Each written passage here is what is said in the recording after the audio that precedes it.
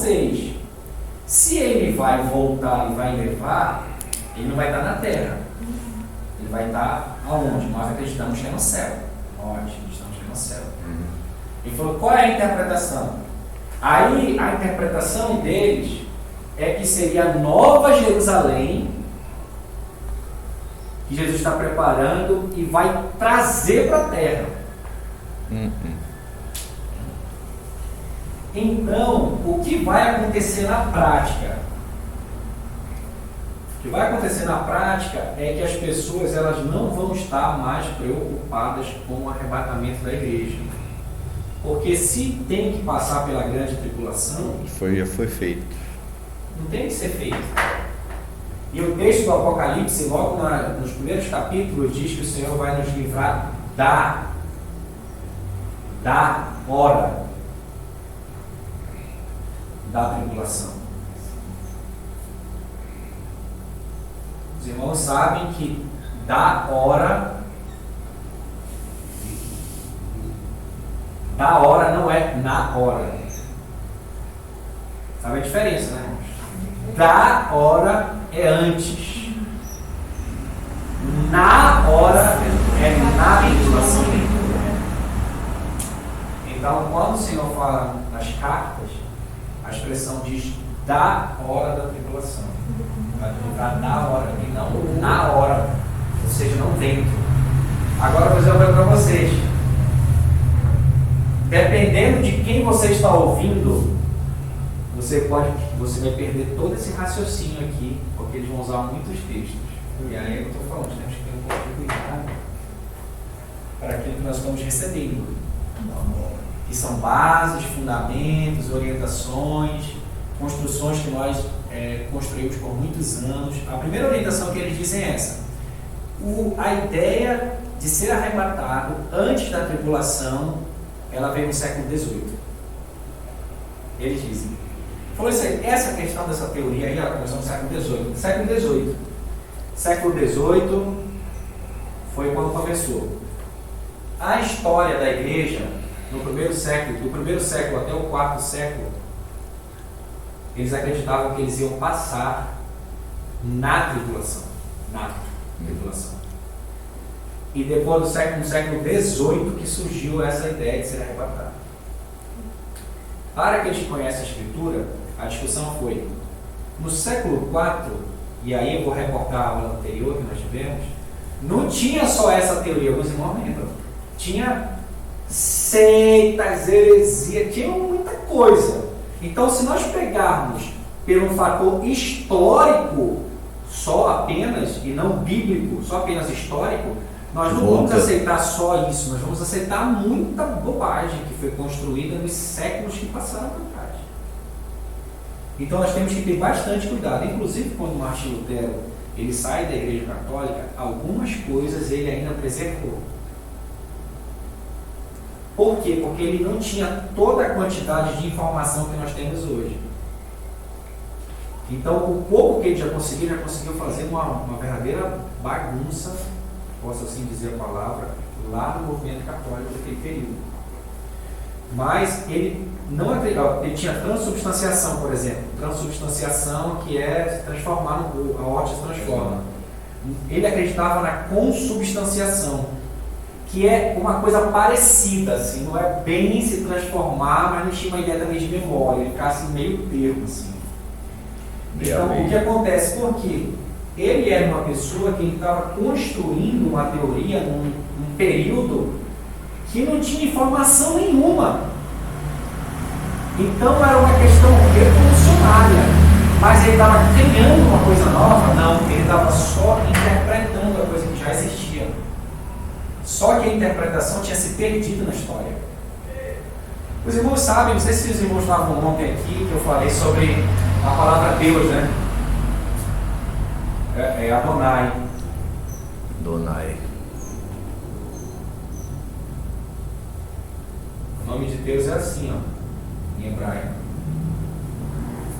Yod, Re, Vav, é o tetragrama, chamado tetragrama, que a gente escuta que é o Y, H, W ou V, H. Vocês vão ouvir essa expressão?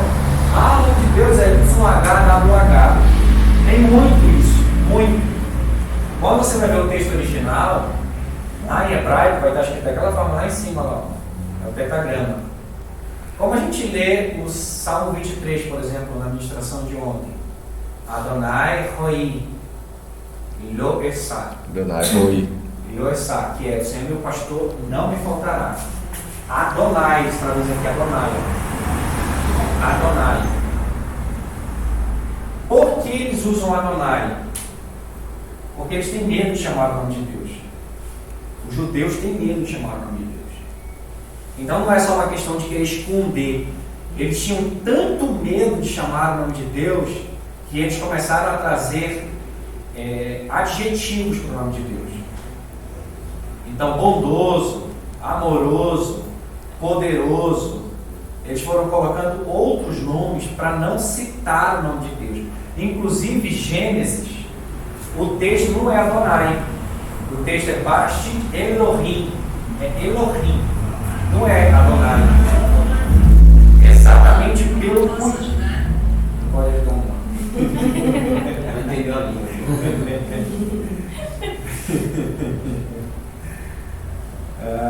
Enfim. Então, não é Adonai, que é YHWH. É Elohim. Mas por que Elohim? Eles colocam Elohim pelo cuidado que eles têm no nome de Deus. Inclusive, quando tem hoje estudiosos que tentam dizer como se pronuncia o nome de Deus no Antigo Testamento, eles não gostam de apresentar na biblioteca. Eles perguntam: o que você quer fazer com isso? Então, você chega numa biblioteca em Jerusalém, você procura várias coisas. Mas quando você procura o nome, teve um estudioso que ele foi procurar lá, ele queria saber como é que era a pronúncia do tempo e tal. E aí fizeram toda uma interrogação: por que você quer saber? Então, por quê? Porque eles têm muito zelo. Então, por isso que eles não usavam. Só se usava o nome de Deus no Antigo Testamento quando era aquela bênção de Deuteronômio 6, que era uma bênção sacerdotal que era dada ano a ano, no período da viração do Yom Kippur, que era a viração de um ano para o outro. Quando eles abençoavam o povo, eles abençoavam o nome do Deus de Israel e pronunciavam o nome. Era só esse momento. Por isso que a gente vai ver Elohim, Adonai, El Shaddai, Elion, enfim, vai ver vários nomes. Deus tem vários nomes? Não, mas é porque eles tinham medo de falar. E aí há alguns estudiosos que dizem que a interpretação correta daquela palavra ali, no pentagrama, seria Ial. E eles pegam Ial porque o nome dos profetas, como eu mostrei no hebraico, sempre tem uma raiz da palavra, e a maioria das vezes ela é dividida em 3, 4. É dividida em 3 ou 4 palavras. E Elias tem o nome Al, dividido em hebraico, uma parte do nome dele tem Al, Jeremias tem Al, enfim, vários profetas têm Al. Então eles dizem, porque quando eles se reportavam a Deus, eles colocavam o nome dos filhos, que eram servos de Deus, queriam que fizesse a vontade de Deus, colocavam o nome de Deus. Legal saber. Final. Mas, o que eu estou querendo dizer com isso? Eu estou querendo dizer do zelo que eles tinham. Então nós, que somos servos de Deus, também temos que ter um zelo. Aí você pergunta: mas aí como é que vai ser o nome de Deus? Nós vamos chamar como está aqui, como foi ensinado. Agora, qual é o nome que a gente hoje precisa entender de forma clara? Jesus. Ele se revela como Cristo, se revela como Jesus. Já tem uma discussão sobre o nome de Jesus. Eu não sei se o Grande já viu, ele tem uma discussão sobre o nome de Jesus. Tem um cara que está falando que que não é Jesus, é Josué, que Jesus seria a abreviação, enfim, isso já é uma outra história. Mas isso tudo para quê? Porque eles querem servir a Cristo? Não é. E aí ele fala que Josué. o nome de Jesus, traduzido no hebraico, significa risco nome. Tem toda uma história para dizer que, porque tem uma tradução de Jesus no hebraico e tem uma tradução de Jesus no grego.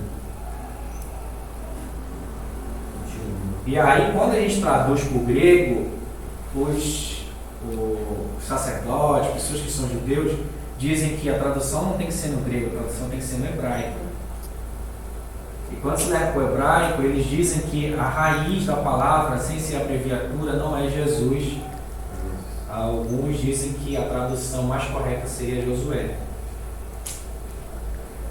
Então não seria em nome de Jesus, seria em nome de Josué, na cabeça deles. No caso, Vão criando só o debate, porque essas discussões elas são bem fora do estudo de básico de teologia. Josué. Mas elas são interessantes para abrir nossa mente, para quando você foi impactado. Que é isso daí? Não, calma, eu já tive uma base. Josué em hebraico, no caso, seria Jesus. Tem toda uma discussão aí, não é só você falar hebraico, não é só você falar grego, não é só você tentar traduzir. Calma aí, não é bem assim não. Você tentar reconstruir a história, assim como dizer que o nome de Deus é Yahweh, chama Adonai no texto, tem uma explicação para isso. E a explicação é uma explicação de estudos, por isso você tem que ter cuidado nessas orientações que existem, que elas existem e acabam fazendo com que a pessoa mude. Não vou chamar o nome de Jesus, não, Jesus. Josué. Você já foi curado, salvo por Jesus. Vamos lá. Vamos caminhar. 16.1, regras básicas. Vou levantar ele bem aqui, no 16.1 mais baixo. Estas são divididas em dois grupos, as regras básicas. Primeiro, as duas regras fundamentais. Segundo, as três regras básicas. A regra fundamental 1. A Bíblia interpreta a Bíblia. A partir daí se podem fundamentar as outras e todas, de um modo geral, dependem destas. Regra fundamental 2. O Espírito Santo interpreta a Bíblia. Então veja que isso aqui a gente praticamente já estudou. Né? A Bíblia interpreta a Bíblia e o Espírito Santo. Então, como eu posso entender a Escritura? Pela própria expressão que a Escritura traz.